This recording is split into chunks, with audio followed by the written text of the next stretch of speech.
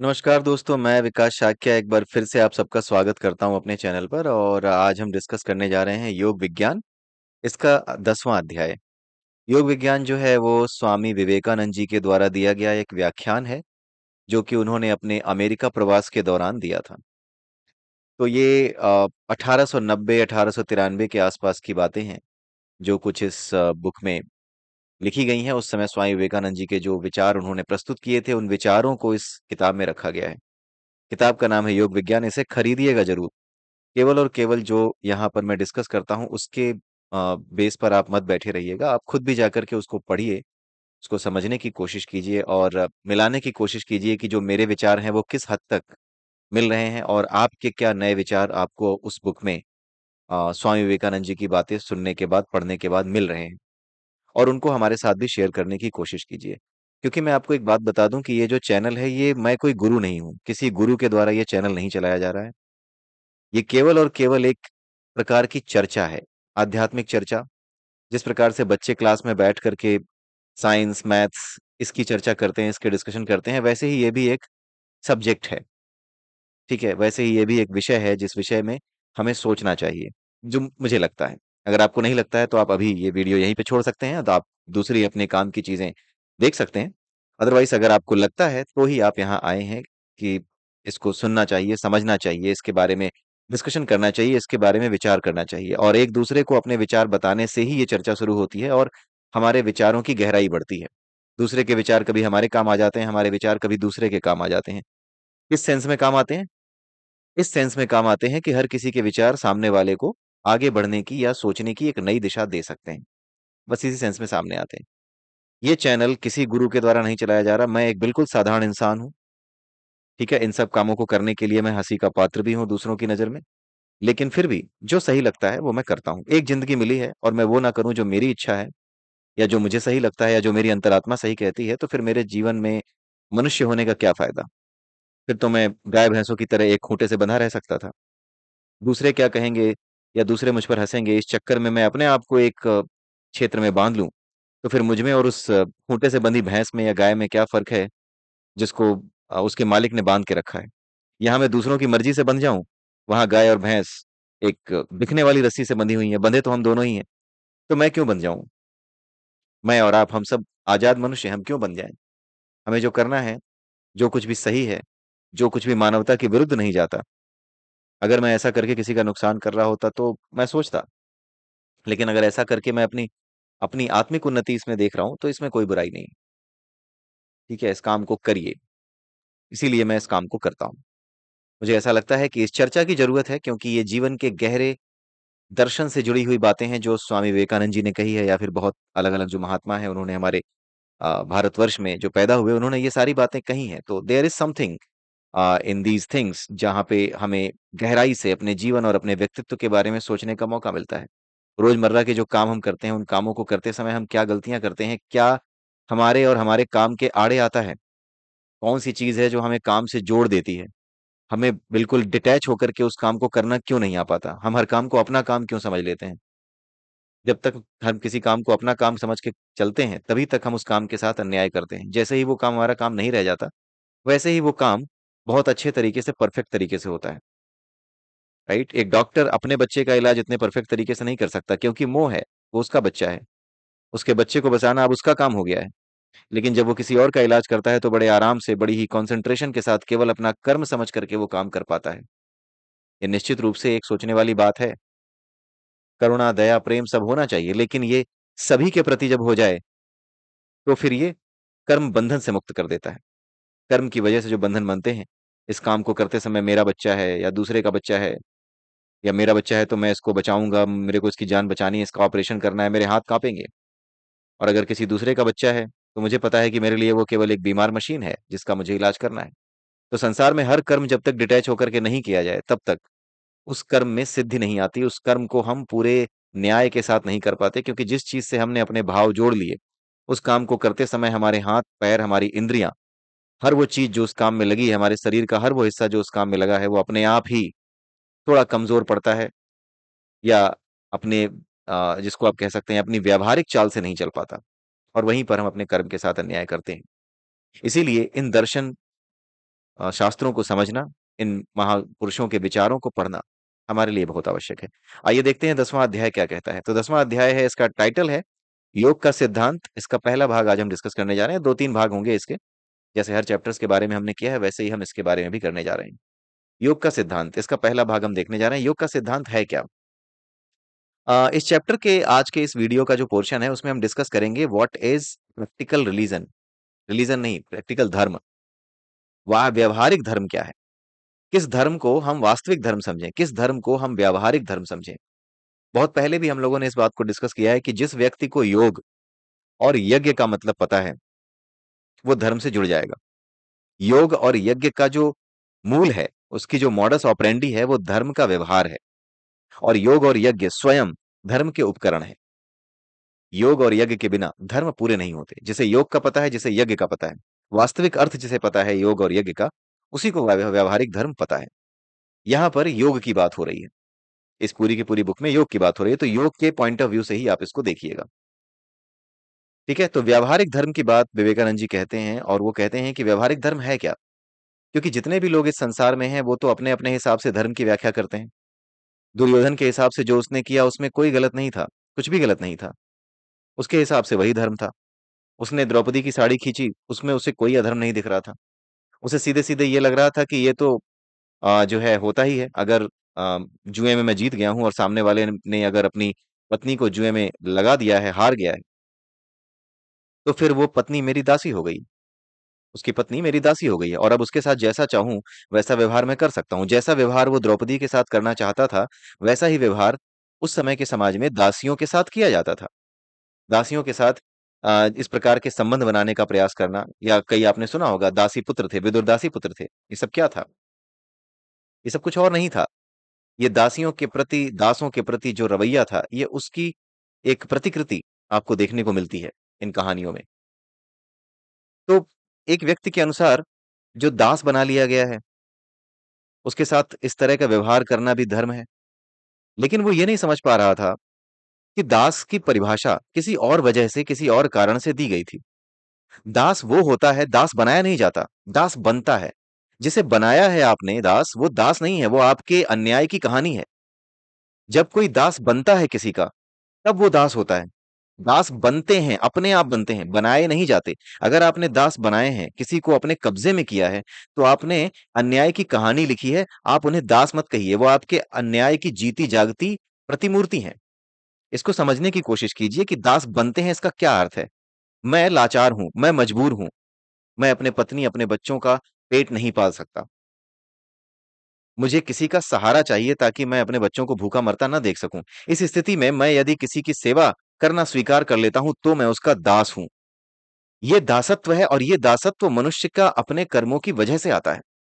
जब कोई आपको दास बनाए, आप अच्छे खासे घरों में रह रहे थे, आप किसी और धर्म से बिलोंग करते थे, आपसे नाम पूछा गया, आप नाम पूछ करके आपको गोली मार दी गई, आपकी पत्नी और बच्चे को उठा लाया गया और उनसे अपने घर में काम करवाने लगे कि चल, तू तो दूसरे धर्म का है, तू हमारे जैसा कहाँ है, चल नौकर बन हमारा। तो ये आपके अन्याय की कहानी है, ये दासत्व तो नहीं है, ये परंपरा, दासत्व की परंपरा, ये परंपरा नहीं थी। दासत्व की परंपरा ये थी कि जो अब इस लायक नहीं रह गए हैं, चाहे युद्ध की वजह से, चाहे किसी भी वजह से। मान लीजिए युद्ध होते हैं, युद्ध में बहुत से लोग ऐसे होते हैं जिनका बड़ा अच्छा घर था, परिवार था, पूरा नगर तबाह हो गया, पूरा शहर तबाह हो गया, और अब उनका कोई घर नहीं बचा। अब वो अकेले बचे हैं। इस केस में क्या होगा? इस केस में होगा ये कि अब वो अपने बीवी बच्चों को पालने के लिए विवश है। तो जो विवश है, वो किसी की सेवा स्वीकार करता है, और आम तौर पर वह जीतने वाले की सेवा स्वीकार करता है। जीतने वाले लोग उसके राज्य में आ जाते हैं, उसके घरों पर कब्जा कर लेते हैं, और उसको जीने मरने का जो उसके सामने सवाल खड़ा होता है, उसके बाद वो किसी की सेवा करना ही स्वीकार कर सकता है कि अब कैसे खाऊं, क्या खाऊं, तो दूसरे के रहमो करम पर ही पलेगा। तो उस केस में ये बताया गया था। मतलब आप सोचिए कितनी अच्छी बात को कितना बुरे तरीके से संसार में लोगों ने महसूस किया, और कितने बुरे तरीके से इसको चलाया भी है। कितने गलत अर्थों में इसको चलाया भी है।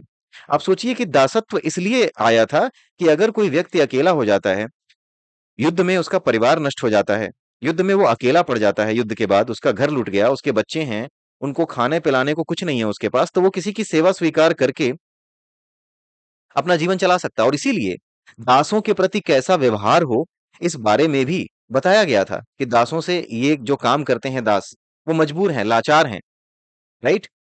उन्हें वापस अपने आत्मगौरव को प्राप्त करके ही ऊपर उठना चाहिए। बिना आत्मगौरव प्राप्त किए अगर वो ऊपर उठने लगे, तुमने अगर बिना वजह उन पे दया दिखा दी, तो उनके मन में जो बदले की भावनाएं हो सकता है वो भी ऊपर उठ जाए। इसलिए राजनैतिक दृष्टिकोण से भी विद्वानों ने दासों के साथ कैसा व्यवहार हो इस बारे में कुछ ऐसी बातें लिख दी जो कि आज सुन के बुरी लगती हैं, लेकिन बुरी इसलिए लगती हैं क्योंकि दास को हमने गलत तरीके से समझा। हमें लगता है कि दास को हमें वो समझना चाहिए जिसको कि हम जीत के ले आए हैं, जिसको हमने पकड़ करके अपने पास रख लिया है, वही दास है। दास वो नहीं है, वो तो तुम्हारे जुर्म की कहानी है। दास वो है जो मजबूर था, जिसके पास कोई उपाय नहीं था, और आपने उसे अगर अपने पास शरण दी, तो आप एक भला काम कर रहे हैं। आपने उसे अपने यहाँ दास की तरह शरण दी जो आपकी सेवा करके कुछ पैसे कमाना चाहता है, कुछ पेट भरना चाहता है तो अपना, तो उसके प्रति एक व्यवहार रखिए, उसके प्रति एक दूरी रखना, उसके प्रति एक सामाजिक व्यवहार बनाए रखना जिससे कि उसका भी आत्मगौरव ऊपर उठता रहे। वो भी एक दास की तरह रह करके अपने धीरे-धीरे करके अपने इस दासत्व के बंधन से मुक्त हो। ऐसे करके वो आगे बढ़े। दासता के बंधन को भी काटना पड़ता है। अगर दासता के बंधन को बिना काटे अगर उसे वापस उस स्थिति में डाल दिया जाए, तो राजनैतिक दृष्टिकोण से कुछ समस्याएँ खड़ी हो सकती थी। इस वजह से दासों के साथ पूरा-पूरा व्यवहार अपने घरवालों की तरह नहीं किया जाता था। उन्हें अलग रखा जाता था, उन पे नज़र रखी जाती थी। क्यों? क्योंकि युद्ध में हारने के बाद वो दास बने हैं। कहीं ऐसा ना हो कि दोबारा इनकी शक्तियाँ संगठित करके ये हम जिन जिन लोगों ने जीता है उन्हें, उनको ये डर रहता था कि कहीं हमारे ऊपर ये दोबारा हमला ना कर दें। तो उस समय का समय ही ऐसा था कि दूसरे राज्यों को जीतना, उन पे हमला करना, इस तरह की स्थितियाँ हुआ करती थी। तो दासों की स्थिति के बारे में यही कहा जाता है, यही सही विचार है कि जो व्यक्ति आपकी शरण में आया हो और आपकी सेवा करके अपना जीवन चलाना चाहता हो, वो दास है, और उसकी सुरक्षा करना, उसके बच्चों की पढ़ाई का ध्यान देना, उसके बच्चों की सुरक्षा, उसे उसके बच्चों को सुरक्षा देना, उसके प्रति मानवता का दृष्टिकोण रखना, ये धर्म होता था। ठीक है? तो दास को लेकर के एक अलग प्रकार का धर्म था। तो जो दुर्योधन सोच रहा था कि दासत्व का मतलब ये है, क्योंकि दुर्योधन को ये नहीं पता था कि दास की परिभाषा ही उसने बदल दी है। दास की परिभाषा समाज ने बदल दी है। दास की परिभाषा उन्होंने ये समझ ली है कि गुलाम हो गया है, राइट? उसके साथ कोई भी गलत व्यवहार किया जा सकता है। तो दास की गलत परिभाषा उसने सामने रखी। दास की परिभाषा ये थी कि अब जो दास बन चुका है उसे सम्मान के साथ अपने पास रखा जाए। उसका कर्तव्य ये था कि अगर पांडव उसके दास बन चुके थे तो उन सब से कहता कि तुम सब के सब आओ और मेरे यहाँ दास बनकर के रहो, मैं तुम्हारी सुरक्षा करूंगा, तुम्हें मेरे लिए सारे काम बाकी जो भी तुम मेरे लिए कर सकते हो वो करो। लेकिन उसने क्या किया, इस दासत्व को एक अलग तरीके से लिया कि जो दास हो गया वो मेरी संपत्ति हो गया, और संपत्ति हो गया तो जो दासी है उसके साथ मैं कुछ भी कर सकता हूँ। तो उसकी साड़ी खींच रहा है, उसको नग्न करना है, ये सारी चीजें उसने सोची, और ये विचार करने के बाद उसने ये आदेश दिया। विचार किया ही नहीं उसने। उसने तो दासत्व की जो परंपरा विकृत हो चुकी थी, उस दासत्व की परंपरा को, उस विकृत परंपरा को सामने रखा। वो ये भूल गया कि परंपरा धर्म नहीं है। परंपरा कभी भी व्यावहारिक धर्म नहीं होती। परंपरा धर्म के लिए बनाई जाती है, धर्म परंपराओं के लिए नहीं बनता। लोग उल्टा करते हैं। लोग परंपराओं को धर्म समझते हैं। धर्म को परंपरा के साथ नहीं जोड़ा जा सकता। परंपरा कोई धर्म नहीं है और ना ही धर्म किसी परंपरा का नाम है। धर्म नाम है करुणा का। धर्म नाम है सभी के प्रति समभाव का। ये है धर्म का नाम। व्यावहारिक धर्म ये है। और ये तभी संभव है जब आप योग कर जाएं। योग का अर्थ है कि इस प्रकृति के साथ योग कर जाएं। जिस प्रकार से ये प्रकृति सबके लिए है, उसी प्रकार से आप भी सबके लिए हो। जिस प्रकार से ये प्रकृति अपनी शरण में आने वाले को शरण देती है, पेड़ अपने छाया के नीचे आने वाले को छाया देता है, नदी अपने पानी को पीने वाले हर व्यक्ति की प्यास बुझाती है। वो उसका साधारण स्वभाव है, वो उसका व्यावहारिक धर्म है कि वो प्यास ही बुझाएगा, तो वो बुझाता है। ठीक है? तो योग जब कर जाओगे इस प्रकृति के साथ, तभी तुम वास्तविक धर्म को कर्म के स्तर पर समझ पाओगे। लेकिन यहाँ पर जो बात की जा रही है वो कर्म के स्तर पर ही उसकी बात नहीं की जा रही। यहाँ पर विशुद्ध योग की बात की जा रही है। उसमें कर्म भी आ जाता है, उसमें ज्ञान भी आ जाता है, उसमें भक्ति भी आ जाती है, सब कुछ आ जाता है। सबकी एक समग्र व्याख्या आ जाती है। अब यहाँ पर ये बताया जा रहा है कि व्यावहारिक धर्म को लेकर के लोगों की सोच क्या होती है। कुछ लोग ऐसे होते हैं जो कि ईश्वर के भक्त होते हैं, जो प्रेम को सब कुछ मानते हैं, ईश्वर के प्रति प्रेम को सब कुछ मानते हैं। तो उनके हिसाब से अगर कोई व्यक्ति मंदिर नहीं जा रहा, भक्ति नहीं कर रहा, घर पे बैठा हुआ है, उसके बदले में भले ही वो दुनिया के बड़े अच्छे से अच्छे काम कर रहा हो, लेकिन अगर वो मंदिर नहीं आ रहा, प्रेम नहीं कर रहा, ईश्वर के प्रति प्रेम नहीं है, भक्ति नहीं कर रहा, शाम को आकर के भजन नहीं गा देता, तो इसका मतलब ये है कि फिर वो किसी काम का नहीं है, फिर उसका काम करने का कोई लाभ नहीं होगा उसको। ऐसा सोचते हैं लोग। अगर हम ज्ञानी की बात करें तो ज्ञानी ये सोचता है कि जो लोग मंदिर जा रहे हैं उनका क्या, मंदिर जाने का क्या मतलब है। अंत में तो हमें व्यवहारिक रूप से और फिलोसॉफिकल रूप से और दार्शनिक रूप से ये सोचना चाहिए कि ये कितना तार्किक है, कि अगर हम किसी ईश्वर की या किसी देवता की पूजा करते हैं तो वो तार्किक कितना है। वो तर्क के आधार पर, अपने अनुभव के आधार पर, योग विज्ञान के आधार पर, अपनी सांसों को, अपनी सांसों को, अपने मेडिटेशन को साध करके वो ये जानना चाहता है कि वास्तविक दर्शन क्या है धर्म का। उसके हिसाब से ज्ञान प्राप्त करना ही ज्ञान का वास्तविक दर्शन है, और यही व्यावहारिक धर्म है ज्ञान का। ठीक है। कर्म करने वाला ये सोचता है कि ये ज्ञान का क्या मतलब है, लोग ज्ञान देते रहते हैं, इसका क्या मतलब है। कर्म करने वाला ये सोचता है कि जो भक्ति है उसका क्या मतलब है, कोई मतलब नहीं है भक्ति का। ठीक है, कुल मिलाकर के अच्छे काम करो तो उससे संसार का भला होगा। तो उनके अनुसार जो लोग भक्ति कर रहे हैं या फिर जो लोग ज्ञान के दर्शन की बात कर रहे हैं, तरह तरह की फिलोसफीज में विश्वास कर रहे हैं या उसको लिख रहे हैं, उसके बारे में बातें कर रहे हैं, तो उसका क्या लाभ है। उन्होंने इस चीज का मेंशन भी किया कि जो वेस्टर्न कंट्रीज है उसमें एक प्रोटेस्टेंट रिलीजन है। प्रोटेस्टेंट और कैथोलिक दो थे। ये दोनों ही ईसाई धर्म के पार्ट हैं। कैथोलिक जो है वो थोड़े ऑर्थोडॉक्स हैं, और प्रोटेस्टेंट जो है वो कहते हैं कि नहीं यार, इतना ज्यादा पूजा पाठ और इन चीजों के बारे में जानने की जरूरत नहीं है, ना ही इनके बारे में इनके पीछे पड़ने की जरूरत है। सीधी सी बात है, अच्छे कर्म करो, सभी के प्रति संभाव रखो, यही सब कुछ है। तो ये जो प्रोटेस्टेंट है, इनका नाम ही इसलिए प्रोटेस्टेंट रखा गया क्योंकि ये प्रोटेस्ट कर रहे थे। ये चर्च का प्रोटेस्ट कर रहे थे, जो ये कहता था कि हम ही सब कुछ हैं, हमारी बात मानो, हमारी बात मानो, नहीं तो ईश्वर नाराज जाएगा। वो इसी तरह की बातें कर रहे थे। और उसके चक्कर में क्या हो रहा था कि मानवता के बारे में कोई सोच नहीं रहा था, गुलाम बनाए जा रहे थे। गुलामी की प्रथा यूरोप में हावी थी। तो उस समय प्रोटेस्टेंट धर्म का उदय हुआ। प्रोटेस्टेंटों की वजह से ही बहुत से लोग इंग्लैंड छोड़ करके, यूरोप छोड़ करके अमेरिका में जाकर के बसे और अमेरिका को विकसित किया। अमेरिका में कोई भी व्यक्ति अमेरिकन जो आज की डेट में है ना, अधिकतर लोग वहां पे नॉन अमेरिकन हैं, वहां के मूल निवासी नहीं है। वो सब के सब इंग्लैंड से, यूरोप से आए हुए लोग हैं, क्योंकि वो उब चुके थे और वो चाहते थे स्वतंत्रता। अच्छे कर्म करो और लिबरल हो चीजें, इतना ज्यादा धर्म के बारे में ना सोचना पड़े, इतना ज्यादा चर्च के बारे में ना सोचना पड़े, पूजा प्रार्थना के बारे में ना सोचना पड़े। वो स्वतंत्रता चाहते थे अपने कर्मों में, वो अच्छे कर्म करना चाहते थे, वो चाहते थे कि केवल और केवल अच्छे कर्मों पे ध्यान दो, किसी के प्रति भेदभाव ना हो। और जो दास प्रथा है, जो कि उस समय यूरोप में बहुत तेजी से बढ़ रही थी, उससे भी वो परेशान थे। ठीक है, तो इस वजह से कुछ लोग वहां से निकल करके आए और अमेरिका जैसे देश की उन्होंने स्थापना की। मतलब वहां पे अब नई जो जनसंख्या थी वो आकर के बैठ गई। तो प्रोटेस्टेंट ने यही कहा कि इस दर्शन की क्या उपयोगिता है। परेशान हो गए थे वो, उनकी व्यवहारिकता इसी में थी कि हम अच्छे कर्म करें, बस अच्छे कर्म ही सब कुछ है। और इसी वजह से ये जो अच्छे कर्म ही सब कुछ है ना, इसी वजह से जो बौद्ध धर्म है, इसने काफी लोकप्रियता हासिल की, क्योंकि बौद्ध धर्म ने उसी समय में लोकप्रियता हासिल की है पूरे संसार में, जिस समय प्रोटेस्टेंट टाइप का आंदोलन चल रहा था, जिस समय पूरी दुनिया में दास्ता एक सामान्य व्यवहार बन चुकी थी, जिस समय पूरे संसार में किसी एक के पास अधिकार ज्यादा और दूसरे से अधिकार छीन लेना धर्म के नाम पर, ये सब बहुत ज्यादा चल रहा था। कुछ लोग धर्म के ठेकेदार बन गए थे। धर्म की सही व्याख्या करने के बजाय, लोगों को स्वतंत्र करने के बजाय, वो धर्म के ठेकेदार बन गए कि भैया हमारे रास्ते से जाओ, हम है टोल गेट, हम परमात्मा का टोल गेट है। आप परमात्मा के टोल गेट मत बनो, आप केवल और केवल सहयोगी बनो। आप हर काम को परमात्मा का काम समझो, ना कि ये समझो कि परमात्मा ने तुम्हें बिल्कुल खुली छूट दे दी है, जो तुम्हारी नहीं मानेगा उसको मत आने देना मेरे पास। ये व्यवहार लोगों का हो गया था, इसी वजह से बौद्ध दर्शन बहुत आगे आया। और आता भी क्यों नहीं, जब इस तरह की जो घटनाएं होने लगती हैं, जहां पर लोग अपने आप को एक ठेकेदार समझ लेते हैं या फिर एक टोल गेट बना लेते हैं, अपने आप को ईश्वर तक पहुंचने का रास्ता अपने आप को बना लेते हैं कि मुझ तक आओगे तभी उस तक जाओगे। राइट, मेरे हिसाब से जो चर्च ने या इन चीजों ने नियम बनाए हैं, हमारे धर्म ग्रंथों ने, जब तक उनको नहीं फॉलो करोगे तब तक कुछ नहीं होगा। तो व्यावहारिकता उनके हिसाब से व्यवहारिक धर्म यही है कि लोग जो है चर्च की बात माने, लेकिन कर्म करने वाले के अनुसार व्यवहारिक धर्म ये है कि लोग सत्कर्म करें, अच्छे कर्म करें। इस वजह से ये जो कॉन्फ्लिक्ट क्रिएट हुआ, जहां पे लोगों ने देखा कि जो चर्च है उसके नाम पर तो लोगों के साथ जो है दास बनाने की, उनको इतने ज्यादा नियमों में बांध देने की, और उनको जो है इतनी ज्यादा छूटें हैं कि वो टैक्स तक नहीं देते। फ्रांस में यही तो था। फ्रांस की क्रांति क्यों हुई थी? फ्रांस की क्रांति इसीलिए हुई थी क्योंकि वहां पर एक ऐसा वर्ग था, एलिट वर्ग था, जो बहुत छोटा था, लेकिन वो टैक्स भी नहीं देता था और सबसे ज्यादा पैसा उसके पास था। सबसे ज्यादा पैसा उसी के पास था। अब हुआ क्या है कि उन चीजों की वजह से वही चीज पूरे संसार में आज रेप्लिकेट हो चुकी है। तो जो लोग आज के समय में इन चीजों को एक व्यवहारिक रूप से ढालना चाहते हैं, वो इन्हीं के नाम पर दूसरे देशों में क्रांतियां कर देना चाहते हैं। जबकि आज के समय में जो है इन सब चीजों से बचाने के लिए नियम है, कानून है, उसके बावजूद भी वो उसी पुराने जमाने में ले जाने की बात करते हैं, उसी पुराने जमाने की सोच के अनुसार लोगों को भड़काने का काम करते हैं कि आप लोग देखिए, आपके सारे धन दौलत छीन लिए जाएंगे, ये सरकार आएगी तो छीन लेगी, दूसरी सरकार आएगी तो नहीं, सबको बांट देगी। जबकि आज तक ऐसा नहीं हुआ कि कोई भी सरकार आई हो और उसने वही न किया हो जिसके लिए उसने दूसरे सरकार की बुराई की है। भारतवर्ष में तो खास करके आप यही देख सकते हैं।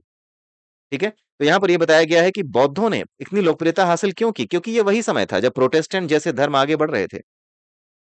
क्योंकि उन्हें जो धर्म के ठेकेदार बने थे, उनके कार्यों में सदाचार नहीं दिख रहा था, वो टैक्स नहीं दे रहे, वो लोगों को जो है इंसान नहीं समझ रहे। उन्होंने व्यवहार ऐसा करना शुरू किया कि धर्म का रूप ही विकृत हो गया।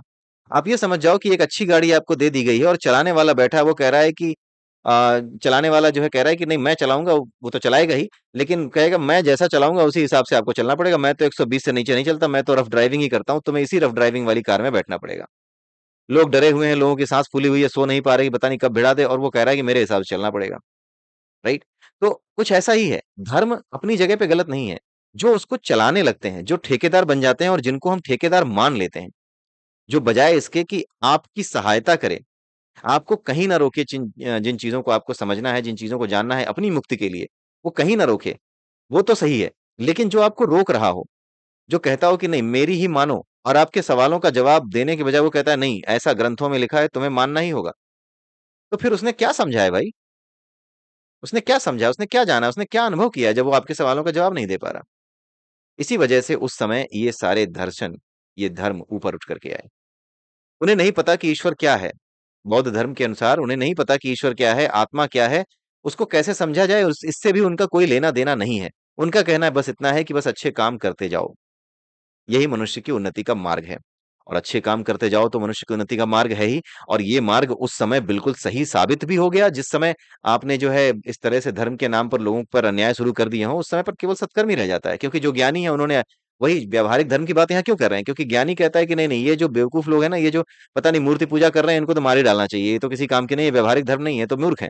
और जो भक्ति कर रहा है उसको लगता है कि ये जितने भी ज्ञानी बनते हैं ये सब बेवकूफ लोग हैं। और जो कर्म कर रहा है उनको लग रहा है कि अरे ये पता नहीं क्या बता रहे हैं, इससे अच्छा है अच्छे कर्म करो। अपना मन उससे भी शांत किया जा सकता है, अपने मन की शुद्धि उससे भी होती है, अच्छे कर्मों से भी अच्छा लगता है। तो ये सारे कॉन्फ्लिक्ट होने की वजह से ही कुछ दर्शन जो नए नए आए थे, जो उस समय उभर रहे थे, उन सभी दर्शनों ने काफी लोकप्रियता हासिल कर ली थी। योग विज्ञान कहता है कि आत्मा की सत्ता है, इन सब से अलग है योग विज्ञान, वो कहता है कि आत्मा की सत्ता है, देयर इज अ सोल, एक आत्मा है, और सारी शक्ति उसी में निहित है। आप ये समझ जाओ कि जो जैसे आम का बीज होता है ना, उस आम के बीज में पूरा आम का पेड़ ही है। तो पूरे आम के पेड़ की जो होने की शक्ति है, वो जिस तरीके से आम के बीज में उपस्थित है, उसी प्रकार से जो आत्मा है वो इस संसार का बीज है। और उसमें, उस बीज में ही सभी प्रकार के रूप रंग जो हम देख पाते हैं, कुत्ते बिल्ली गाय घोड़े ग्रह नक्षत्र, ये सब सब कुछ उसी में विद्यमान है। जैसे ये संसार, जैसे आम का बीज जो है पूरे आम के पेड़ को बनाता है, वैसे ये संसार एक वृक्ष है।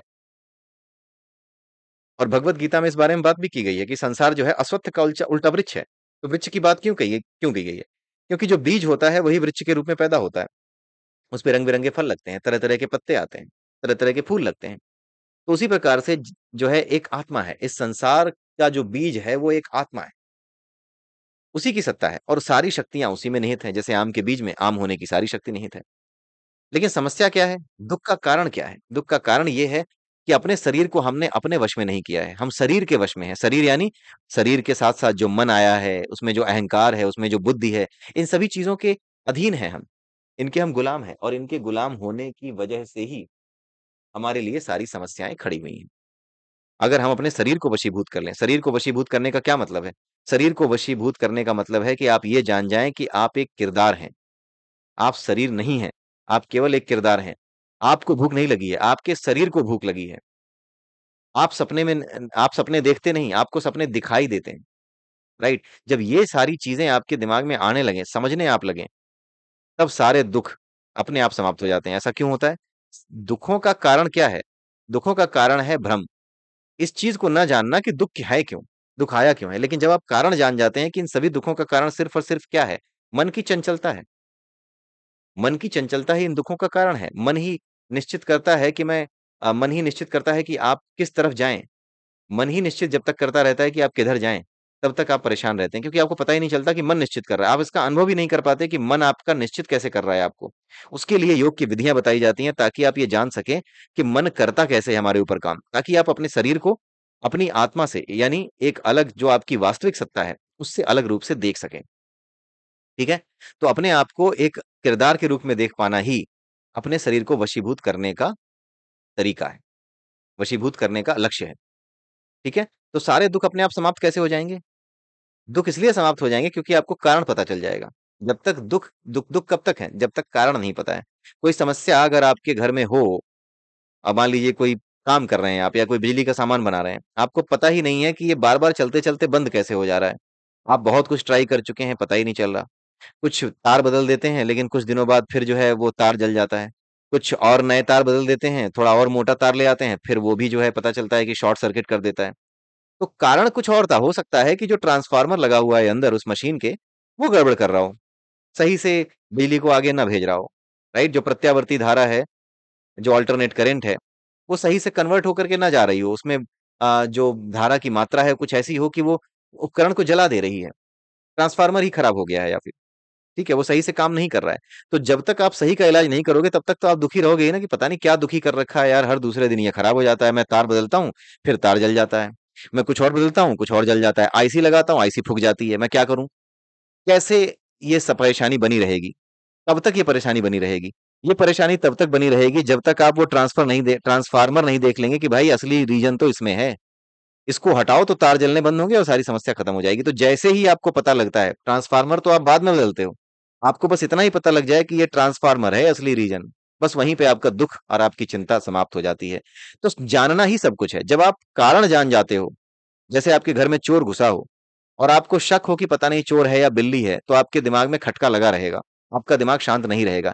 एक बार जब तक जाकर के उठ करके देख नहीं लोगे तब तक आपको शांति नहीं मिल सकती। जब आप देख लोगे, जान जाओगे कि चोर नहीं है, कोई नहीं है, तो चोर भी भाग जाएगा और आप भी चैन से सो पाओगे। क्योंकि अगर आपने ये सोच लिया कि चोर नहीं है, कुछ होगा बिल्ली बिल्ली, तो चोर भी खुश, आप भी खुश, आप भी सो गए। अगले दिन दुखी हो जाओगे जब वो सारा सामान उजड़ा हुआ देखोगे, घर से चोरी हुआ देखोगे।